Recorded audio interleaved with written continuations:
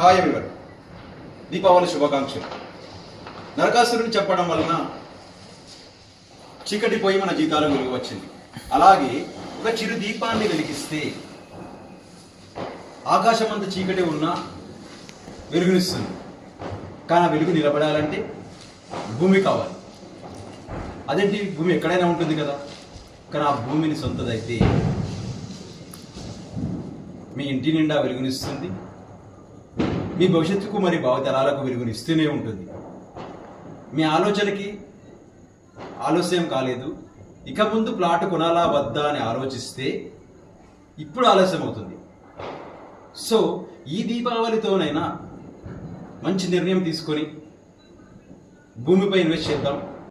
నరకాసురుడిని సత్యభామను చంపడం వలన మన జీవితాలకు వెలుగు వచ్చింది. ఇక్కడ సత్యభామ అంటే ఎవరో తెలుసా?